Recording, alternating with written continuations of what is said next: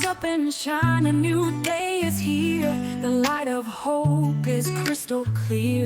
From valleys low to mountains high, we'll spread our wings and touch the sky. God's commandments still matter. Don't be deceived. Welcome to New Beginnings Faith Ministries. Let's be clear. God's commandments were never canceled. They were never optional. They are eternal. Ecclesiastes 12:13 says, "Let us hear the conclusion of the whole matter. Fear God and keep his commandments, for this is the whole duty of man." That's not just Old Testament, it's the whole truth.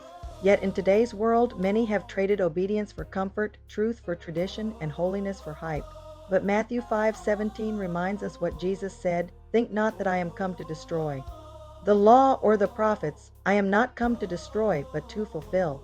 He fulfilled it not so we could break it, but so we could walk in it with power and purpose. Revelation 22:14 says, "Blessed are they that do his commandments, that they may have right to the tree of life, and may enter in through the gates into the city." Do you want access to the kingdom? It's tied to obedience. The Sabbath still matters. The dietary law still matters. The 10 Commandments still matter, not for salvation by works, but as the evidence of true love and real faith. Don't let smooth words steal your crown. Obedience is not legalism, it's loyalty. And when you walk in the commandments of the Most High, you're walking in freedom, not bondage. This is New Beginnings Faith Ministries. Return to truth. Return to holiness. Return to the commandments of God. Shalom. Rise up and shine, a new day is here. The light of hope is crystal clear.